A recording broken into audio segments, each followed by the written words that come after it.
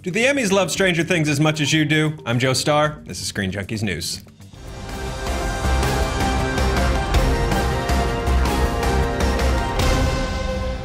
Today's episode is presented by T-Mobile, America's best unlimited network. This morning saw the announcement for 2017's Primetime Emmy Awards, which celebrates the best, brightest, and bingiest in TV. Despite Game of Thrones being ineligible to compete due to a pushed-back premiere date, HBO is still king of the nominations with a whopping 110 total. Their freshman series Westworld also tied for most nominations at 22, with variety show stalwart SNL. Just behind them is fan favorite Stranger Things and Feud with 18 nominations apiece, just squeaking out Veep's 17 nominations. But perhaps the strangerest thing is the surprise nomination for Shannon Purser, who played the beloved Barb in Stranger Things. Are we finally getting justice for Barb? Here to break it down with me are Dan Murrell and DJ Woldridge. Hey, boys! Hello! Oh, let's talk Emmys, guys. Emmys. It's time. Guys, it's Emmys time. Emmy time. Oh, by the way, congratulations. You guys got nominated for an Emmy. We We did. Thank you, DJ. DJ. That's very nice. Yeah. It's very Honest nice that you got Trailers nominated. Yeah, as for- Wyclef Jean once said, 2 times. I'm very excited. Very Two. excited. Utah. 2 Utah. Gary Busey would say. 2 Emmy nominations. 2. I'm excited to we're rent very a tux from flattered them all and again. excited. Yeah. Yeah. Very Isn't fun. that thanks, man? But let's talk about shows people care about being nominated for Emmys, you guys. Let's start with the Stranger Things news. Is this truly justice for Barb? She's been nominated for a Best Guest Star. Yeah, I feel like that was not. Many wonderful people have won Best Guest Star at the Emmys, but I feel like that was an award that was just low stakes enough for them to like feed into the whole Barb thing, but not have people be like, "What?" You know, that's great for her. I think that is a nice payoff for that actress because for Shannon Purser, because Barb was not a character that anyone, even the show, particularly cared about. Yeah. So I think that's more of she the kind of went Emmys. viral on her own. Yeah, I think we were all slightly bummed when we, spoilers, saw that she was dead. Yeah. And she's very dead, and she's not coming back. Probably not. Yeah, super Probably dead. not. Do you guys think someone at the Emmys, like, they're checked in with their kid? Yeah. We're like, is this list hip enough? And they were like, you got to get that Barb in there. Got to get those Barb clicks. I'd like to think so. It's so weird. Like, it is surprising a little bit because Stranger Things, we were just talking about this. Stranger Things hit this time last year. I remember at Comic-Con. Yeah.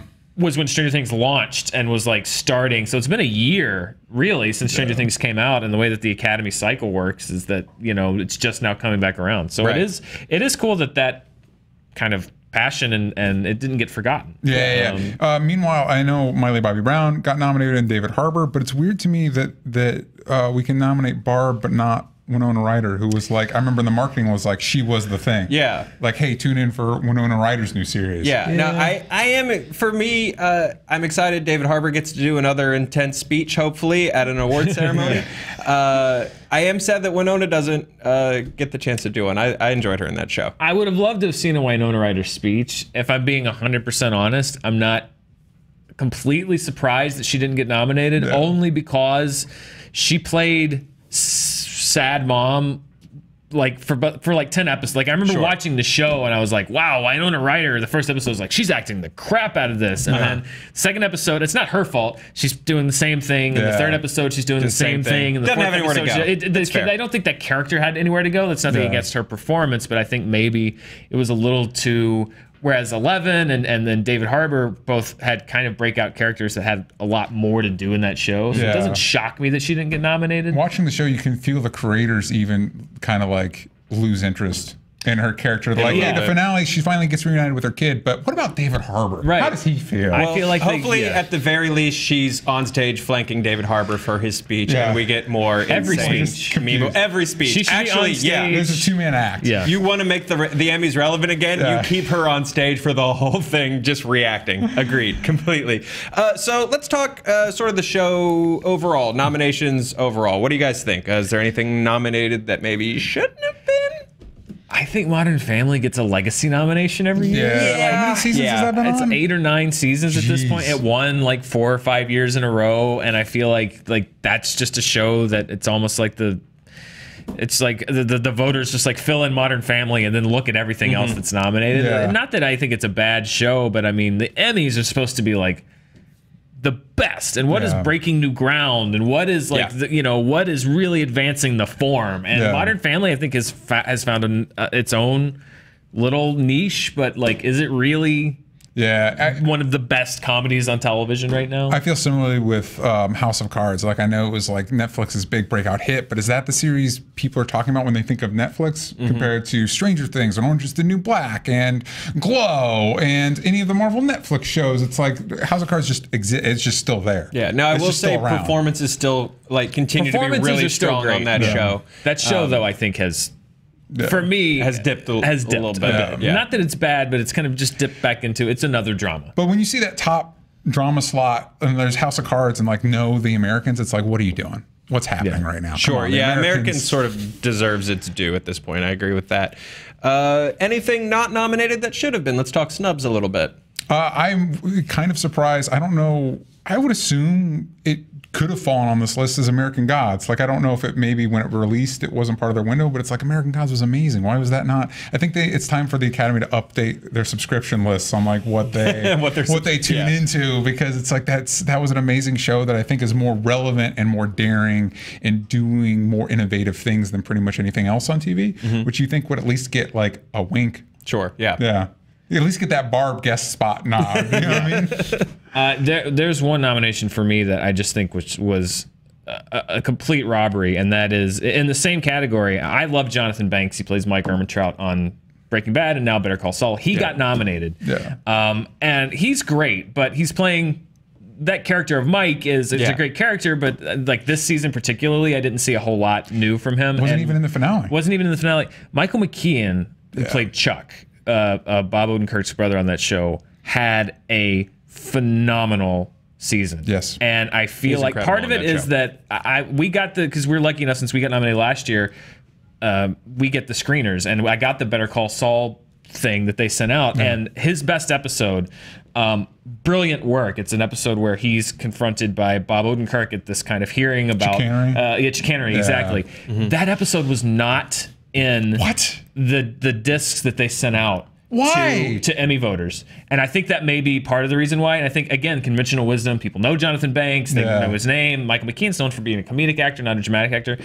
That all falls by the wayside. Michael McKean had a phenomenal season on Better Call Saul, so I think it was a misstep by AMC to not push him in that episode, because he was brilliant in that episode. And then again, conventional wisdom is what you're always fighting against at any award show. It's interesting, because I would have thought that would have been, because that was the episode of the season. That was the episode of the season. I think so too. And maybe different things get sent out to different people, but when I got it, I was expecting to see that episode, and I looked, and I think it was maybe the first 3 episodes of the season or something like that. It was like, those were good. I know they were good, but I was shocked that they did not really push Michael McKean specifically for that episode, because he deserved to win for Better Call Saul this year. I agree with that. I wanted a little more. I wanted a little more Legion love out of these Emmy nominations. Amazing. He's had such a great year. I remember when they killed him off in Downton Abbey, and I think I remember all of us being kind of like, "Oh, you've got bigger things to do than Downton Abbey, pal. Good luck." And he's just knocked it out of the park. He's so good on that show. Legion, back in the day, The Guest, a couple years back. That's a good point. Legion is great. Hey, what are you gonna do? What are you gonna do, guys? So, is there anybody in particular that you are rooting for come Emmy time? I'm all about Feud. I really hope Feud just destroys. It was such a great show. Yeah, Ryan Murphy last year with People vs. O.J. Simpson.